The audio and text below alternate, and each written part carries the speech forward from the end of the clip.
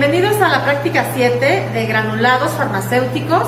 El día de hoy vamos a preparar un granulado para hacer tabletas o cápsulas de furosemida de 40 miligramos cada una. El peso final de la tableta será de 300 miligramos y vamos a calcular una cantidad para 1600 tabletas. Ya verificamos que el área está limpia, está libre, eso ya se hizo previamente. Y ahora vamos a pesar la furosemida, que son 64 gramos. Esa es la furosemida. Al pesar la furosemida vemos que es un polvo muy cohesivo. Miren nada más la resistencia que tiene al flujo. Esta es la razón por la cual vamos a granular. Peso de la furosemida. Esta es una lactosa monohidratada, no es una lactosa spray dry, pero vemos que tiene mejor flujo que la furosemida. Bastante mejor flujo.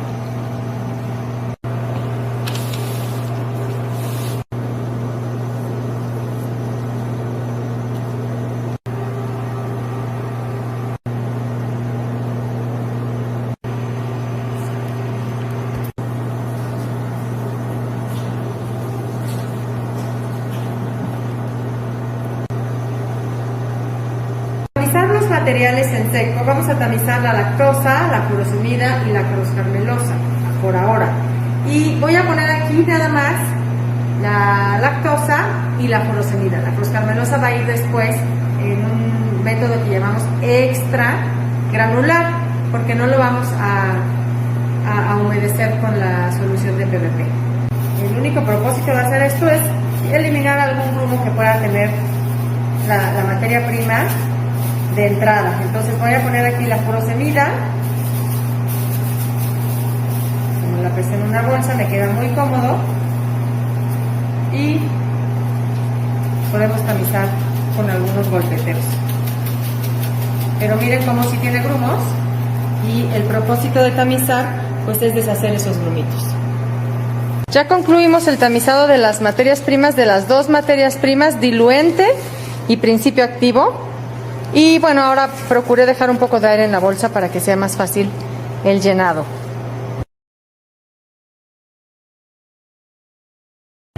Tenemos agua que vamos a poner aquí para en ellos dispersar la PVP K30, que es nuestra solución aglutinante.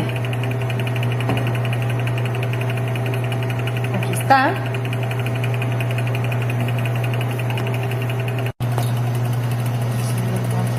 Más a la velocidad de agitación, y bueno, esto lleva tiempo, simplemente hay que esperar a que se disperse.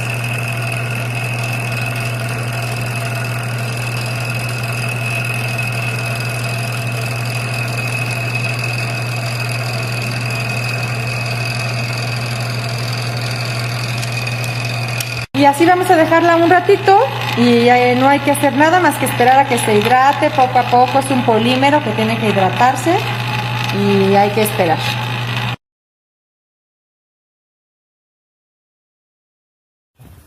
Aquí estamos viendo el switch principal que activa el equipo. El equipo tiene una alimentación de 220 volts, que es el doble de la alimentación normal. Del lado derecho tenemos un switch secundario que se activa a través de llaves por seguridad.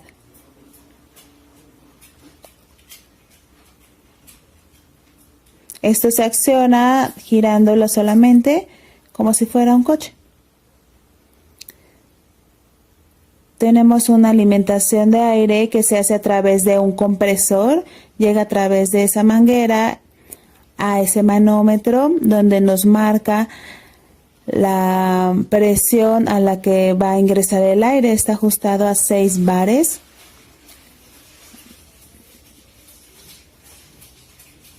De ahí pues ingresa el equipo. También puede hacerse la regulación del aire a través de ese switch, donde nosotros regulamos la cantidad de aire que va a entrar a la pistola de aspersión que se conecta a través de esa manguera. Y además el aire también alimenta el equipo a través de otra manguera para formar una cama de aire que evite que el polvo se quede apelmazado en el fondo de la tina. Además de estos componentes, también tenemos la bomba peristáltica. Tiene distintas velocidades, llega hasta 100 revoluciones por minuto, que técnicamente nos darían, de acuerdo a pruebas que hemos realizado, son 100 mililitros por las 100 revoluciones, o sea, 100 mililitros por minuto. Esta bomba peristáltica es para aspersar a través de nuestra pistolita de aspersión que vemos ahí en el vaso. Nos permite aspersar la solución aglutinante, que es la que preparamos con PVP y agua. Esto ya después en el proceso es un poco complejo de ver, por eso lo estamos viendo durante el armado.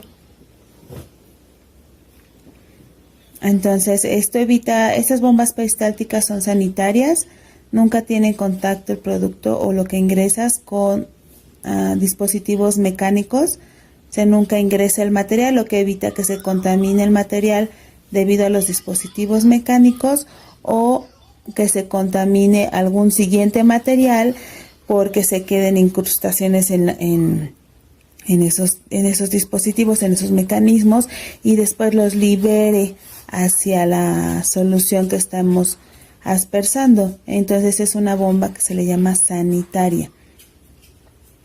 Dependiendo de la velocidad, pues ya o del proceso, acuérdense que hay que hacer un desarrollo, hay que hacer una validación, etcétera. Esa velocidad va a determinarse en el desarrollo o en la validación del proceso.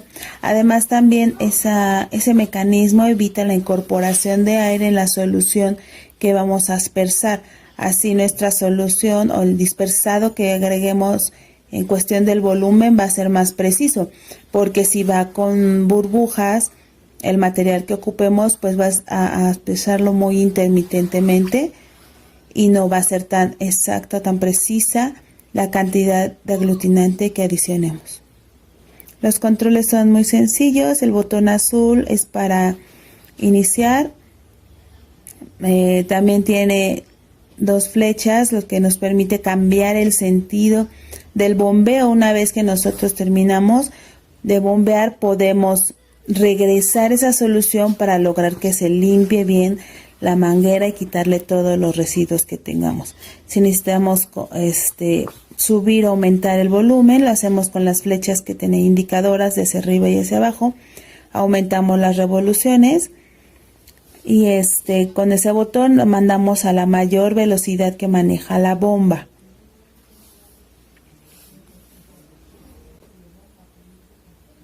Con esa palanquita ajustamos la manguera para que pueda trabajar el diafragma y hacer el movimiento necesario para que avance la solución que nosotros estamos utilizando. Solo presionamos y una vez que lo encendamos comenzará a moverse el líquido. Aquí ahorita lo vemos cómo va ahí avanzando, si ven la manguera y ahí ya lo está sacando. Como no tiene la aguja de aspersión, sale en chorro, no sale en un abanico.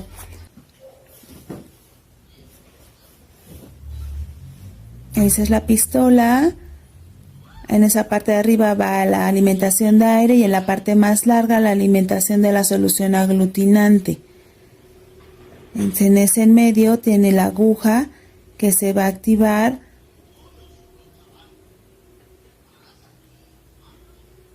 Se coloca la aguja en el orificio del centro, se atornilla, se coloca su O-ring y después la tapa.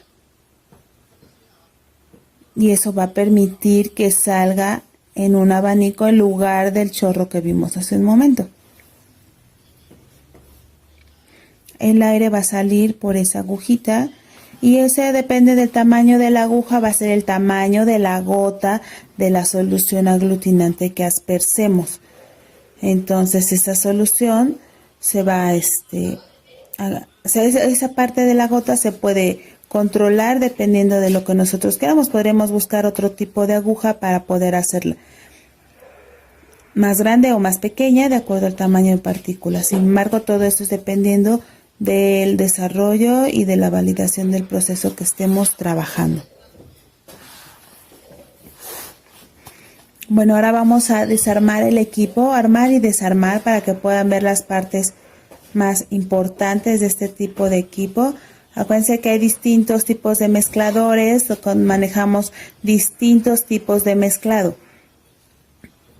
Entonces, la pistola que vemos ahí se utilizan conexiones rápidas en donde solo se presiona para ingresar o retirar.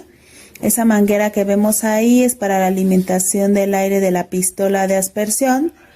Entonces solo se presiona y se coloca.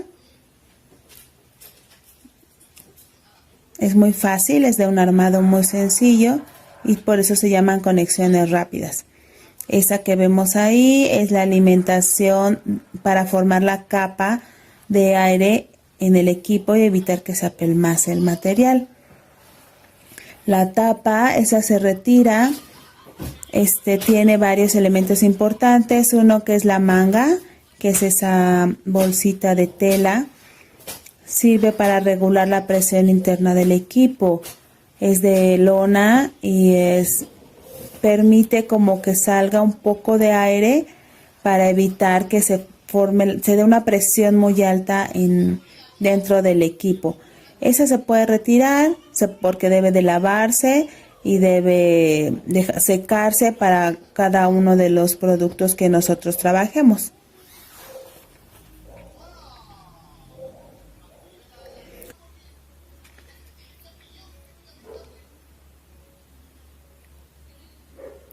Otro elemento importante es esa pieza que vemos, es la pieza que sujeta a la pistola de aspersión. Lo hace en un ángulo que ya viene definido. Nosotros tenemos ahí también, si alcanzan a ver, tiene un poco de teflón para evitar que igual que se fugue cualquier tipo de material y no logra hacerse la aspersión correcta. Entonces ahí va la pistola, ya después se conecta el aire o se conecta la solución también para poder aspersarla. Y con la mariposa que veíamos ahí, lo que hacemos es sujetarla para evitar que se mueva y que se pueda fugar un poco de material. Del otro lado, si vemos, tiene un sello color rojo, es un empaque, igual permite evitar fuga del material, del polvo que tengamos o del granulado entre la tina y la tapa. Entonces, esas son todas las partes de la tapa. En la tina, como vemos ahí, tenemos el impeller o el aspa que va a agitar. Cuando agitamos, ahorita donde estamos viendo del lado izquierdo tiene una salida. Con esa salida nosotros podemos descargar el material o incluso sacar una muestra. Solo desatornillamos esa tuerca y si ven por dentro se ve como ese es el mecanismo que hace que cuando nosotros jalamos el tornillo se abre de alguna manera esa compuerta. Y cuando está girando el equipo, pues permite la salida del material por la parte inferior. Hay que mantenerlo bien cerrado antes de que empiece a trabajar, porque si no con la presión que genera, pues va a salir y se va a descargar el material, se va a salir.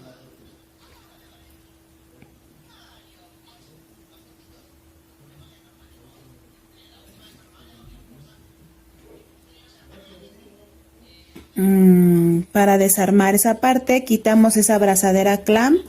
Ya las vimos en el mezclador de pantalón, solo la desatornillamos, quitamos la abrazadera y entonces, ya que la quitamos, podemos retirar el componente. En medio de esas dos componentes, lo separamos para quitar el tornillo y poder desarmar esa pieza, porque necesita limpieza y necesita verificarse su integridad, que esté bien. Miren, en este caso también colocamos otro sello también, ese es de teflón, para evitar que también fugue un poco de material cuando estamos trabajando. Entonces con eso evitamos las fugas de polvo. Le damos unas 2 vueltas con cinta de teflón y es suficiente. Ahí vemos el impeller, la tenaza, y del lado derecho vemos el chopper. Ese chopper nos va a cortar el granulado para lograr tener un tamaño homogéneo.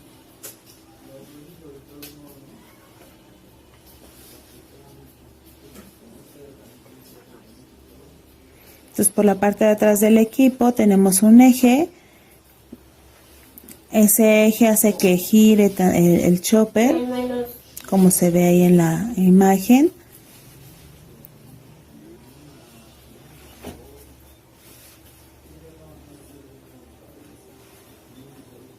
Lo primero que tenemos que hacer es retirar la guarda.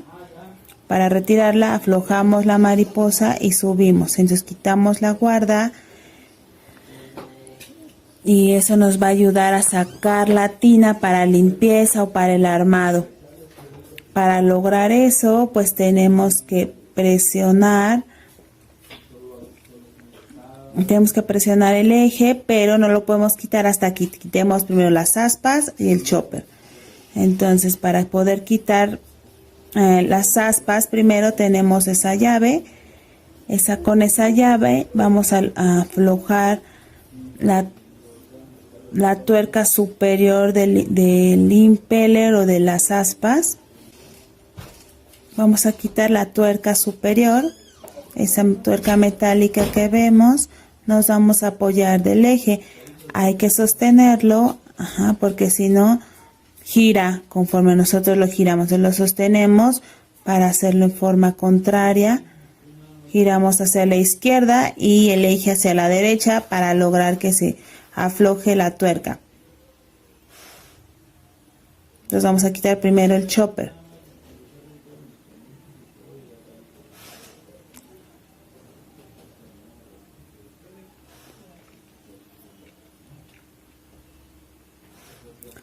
Se afloja la tuerca, la retiramos y después vamos a empezar a quitar las aspas o las cuchillitas. Estas tienen un orden, nosotros debemos de sacarlas en el orden correcto para evitar que no logren su función, porque si las colocamos de distinta forma podría no hacer el corte en base al giro que tengan. Entonces tenemos un aspa, cuchilla, una rondana y así hasta que terminamos el despiece del chopper.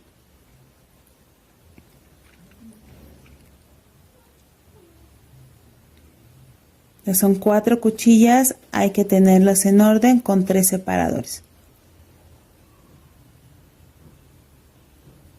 Y al final quitamos la guarda.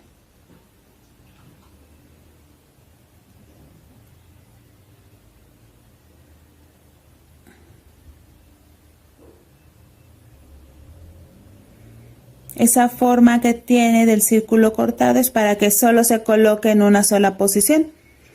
Entonces no hay manera de colocarlo en una posición que sea incorrecta. Ahora con la misma llave que usamos hace un momento, aflojamos la tuerca que tenemos allá arriba.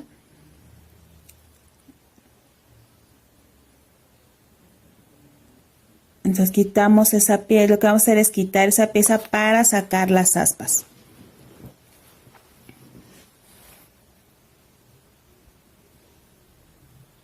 Entonces, la colocamos, la giramos, ya que está aflojada lo retiramos con la mano, es muy sencillo.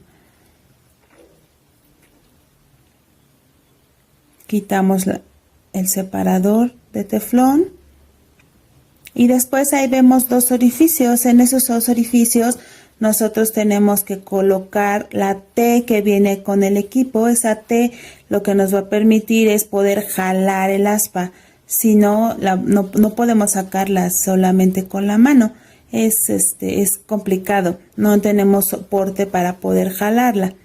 Entonces lo que vamos a hacer es colocar esta T la vamos a colocar en cualquiera de los orificios. La giramos, la fijamos, jalamos y se quita la T. Después necesitamos retirar la T para lograr ladear el aspa y que salga. Entonces ya con eso ya desarmamos prácticamente toda la tina. Miren, ya queda la tina sin ningún aditamento para poder retirarla y lavarla o guardarla dependiendo de lo que requeramos. Esta era una capacitación, entonces lo que hicimos fue mostrar cómo se hace el despiece para poder hacer el armado posterior, que es todo pero en forma inversa. Entonces este equipo en la parte de abajo tiene 3 pernos que va a sujetar la tina o el contenedor que tenemos ahí. Lo va a sujetar con el aire comprimido. Acuérdense que son velocidades muy altas, son fuerzas muy grandes y necesitamos pues esa misma fuerza equivalente para poder asegurar el equipo y evitar que pudiera proyectarse o girar y provocar un accidente. Entonces, para poder hacer eso, nosotros tenemos que presionar ese eje, el retráctil, lo hacemos hacia atrás. Una vez que está hacia atrás, la parte de la tina necesita girarse. Entonces, giramos el equipo, soltamos el eje retráctil y lo retiramos. Entonces, como vemos, ahí están los 3 pernos. 1, 2, 3. En la parte de abajo del contenedor tiene los mismos orificios para poder embonarlo.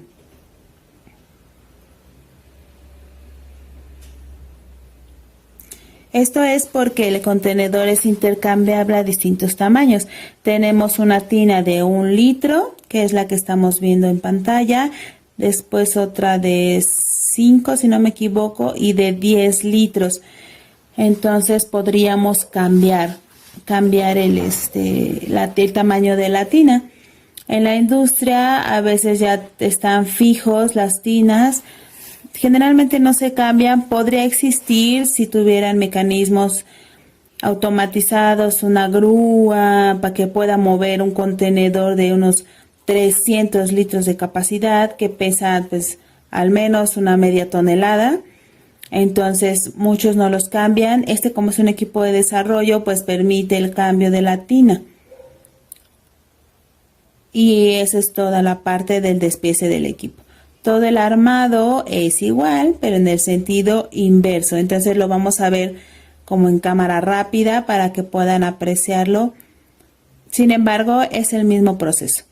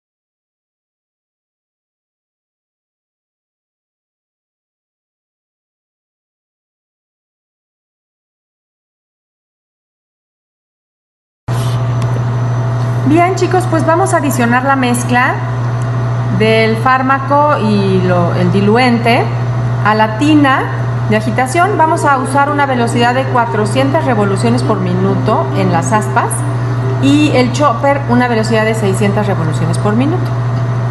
Por otro lado, vamos a accionar la bomba peristáltica. Ahí están viendo el vaso de precipitados con la pistola de aspersión, que es una pistolita sencillita, pero que tiene dos entradas, una entrada de aire comprimido y una entrada de una manguera de silicón, que es la que se ve ahí, que es la que va conectada a la bomba peristáltica, y registramos un movimiento de 20 revoluciones por minuto en la bomba peristáltica. Y ojo aquí, no importa tanto las revoluciones por minuto cuando hablamos de una bomba peristáltica. Aquí lo que importa es ver cuántos gramos por minuto estamos dosificando. No hicimos la cuenta esta vez, lo veremos en la práctica de recubrimiento de tabletas, lo retomaremos allí, pero eso es la esencia de este proceso: aspersar esa solución aglutinante hasta que se termine a la tina donde está el fármaco y el diluente.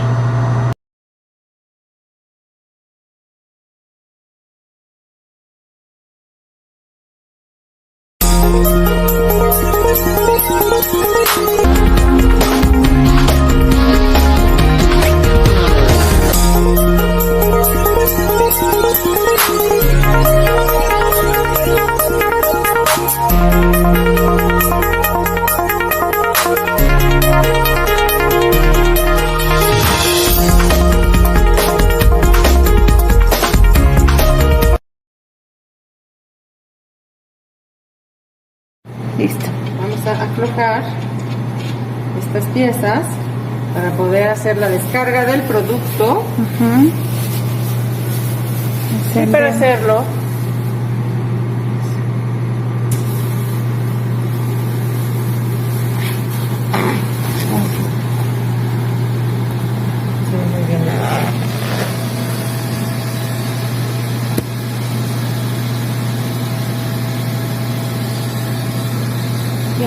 prácticamente ya sé.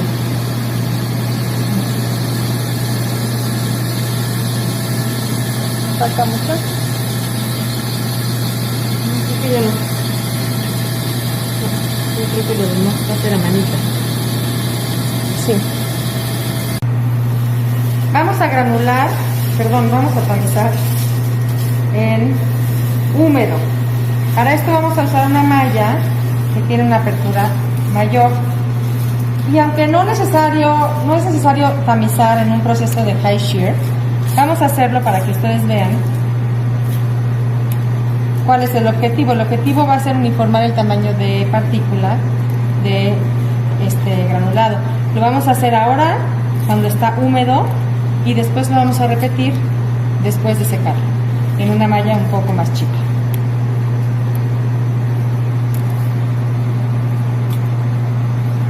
Bien, ya está el granulado húmedo, tamizado, y vamos a seguir a la operación unitaria de secado, para lo cual vamos a colocar en charolas. Este secado es un secado estático, no es un secado dinámico, es un secado en horno de convección, y entonces vamos a intentar poner el granulado lo más uniformemente posible en dos charolas para que la cama no sea muy alta y el secado sea más eficiente.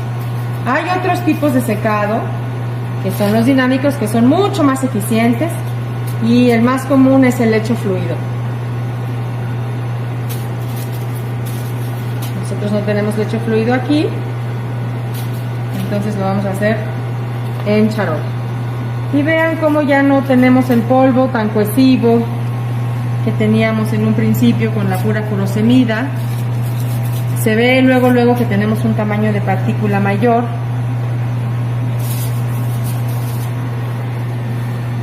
Y eso es lo que hace el granulado. El high shear o el alto corte genera gránulos muy densos porque las fuerzas son altas, la velocidad también es alta, es elevada, y entonces hace que los ingredientes o las materias primas choquen con cierta presión entre sí. Y Después de esto, iremos entonces al secado. Y lo que vemos es la lectura de humedad de nuestro granulado húmedo.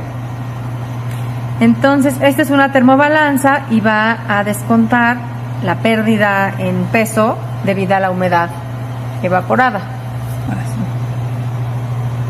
Si abrimos la termobalanza, aquí vemos el mecanismo por el cual se genera el calor, es una resistencia. Y aquí abajo tenemos nuestra muestra. Entonces, en realidad es una balanza que es sensible a la humedad. Y pues ya dejamos secar durante 40 minutos nuestro granulado y esperemos que ya esté.